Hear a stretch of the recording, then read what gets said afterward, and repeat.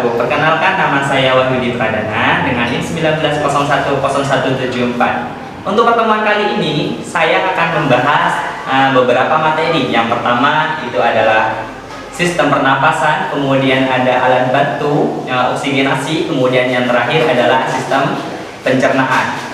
Yang pertama yang saya akan bahas adalah sistem pernapasan terlebih dahulu. Jadi untuk mengetahui sistem pernapasan, kita harus tahu terlebih dahulu nih untuk organ-organ yang terlibat pada sistem pernapasan.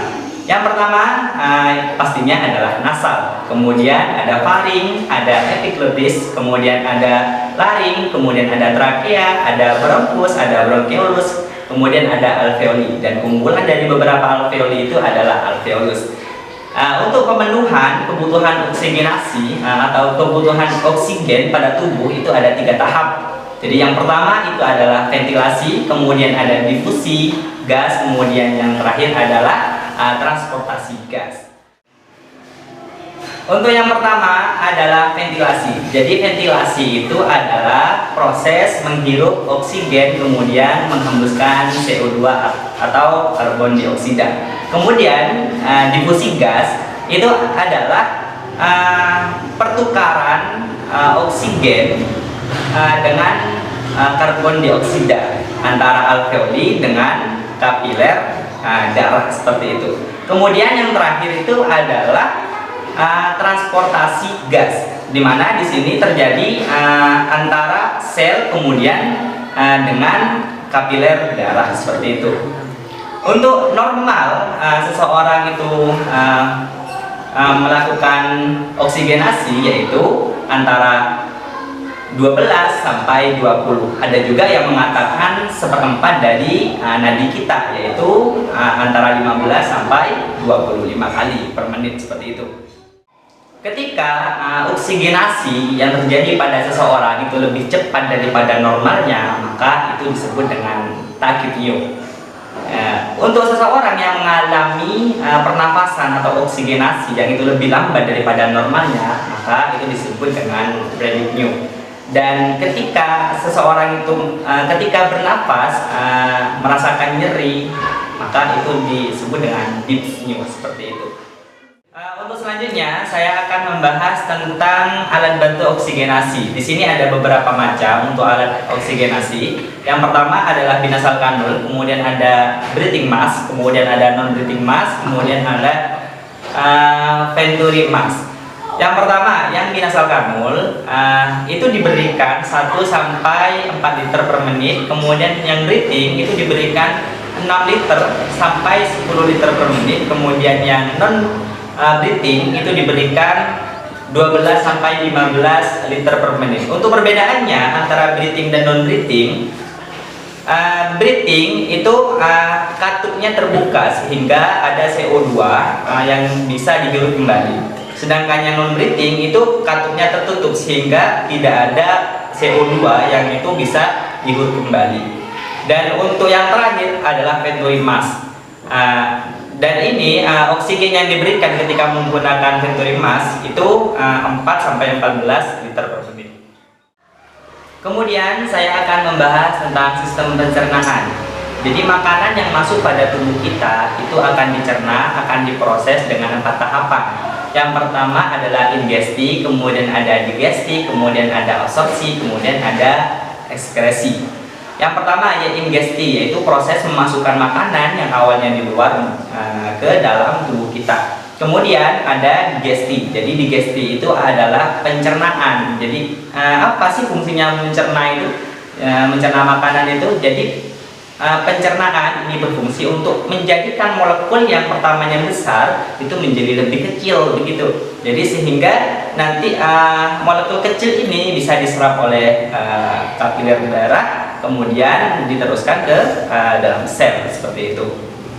Untuk sistem pencernaan itu ada 2. Jadi ada yang saluran pencernaan, kemudian ada organ aksesoris, gitu. Yang pertama, yang untuk saluran pencernaan itu ada mulut, ada esofagus, kemudian ada intestine small, kemudian ada intestine large, kemudian ada rektum, yang terakhir adalah anus. Kemudian yang untuk organ aksesoris, itu ada gigi, ada lidah, kemudian ada hati, kemudian ada pankreas, kemudian ada kelenjar limpa, kemudian ada empedu seperti itu. Setelah makanan tersebut yang pertamanya ada di luar masuk ke mulut kita, di situ akan terjadi pencernaan dengan dua proses, dalam artian secara mekanik kemudian secara kimiawi.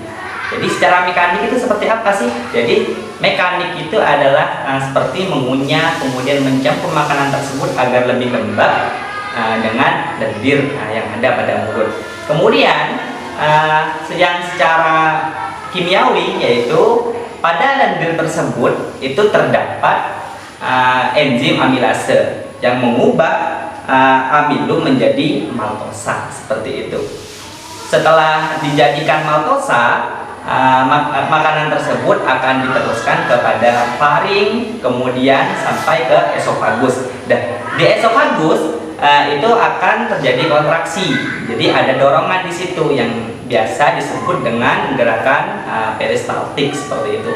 Setelah itu sampai kepada lambung. Di sini di lambung juga terjadi dua proses pencernaan, yaitu secara mekanik kemudian secara kimiawi.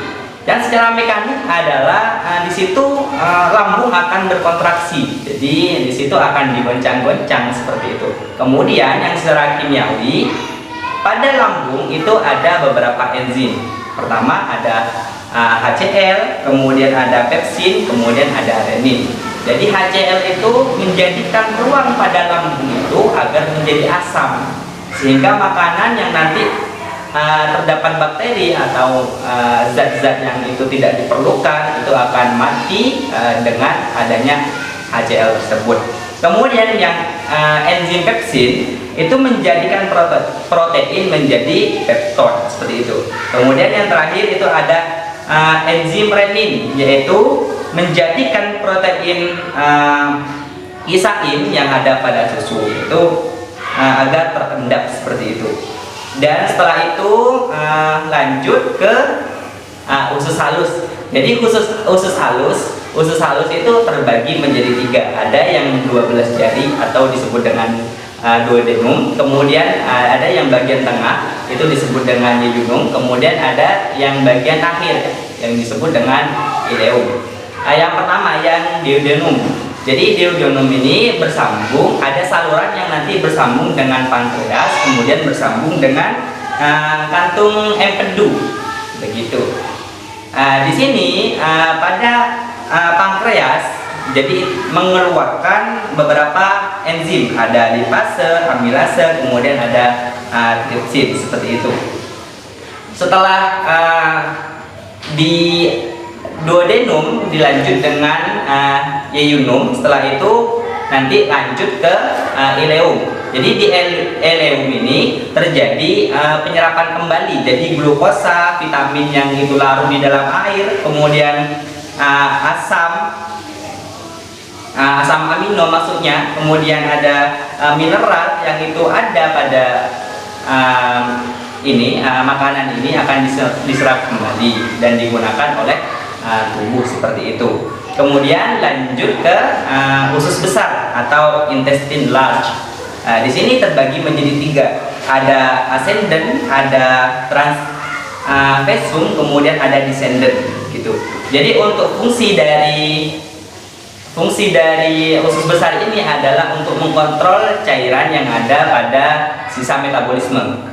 Jadi ketika pada feses pada sisa metabolisme ini kekurangan cairan, maka di situ di dinding intestine large ini akan ditambah cairan. Ketika memang di situ pada sisa metabolisme berlebihan, dalam artian lebih untuk cairannya, maka akan diserap seperti itu, yang kemudian dilanjut dengan rektum dan akhirnya dikeluarkan yang berupa feses di anus seperti itu. Mungkin hanya itu yang bisa saya sampaikan, kurang lebihnya saya mohon maaf, semoga bermanfaat. Assalamualaikum warahmatullahi wabarakatuh.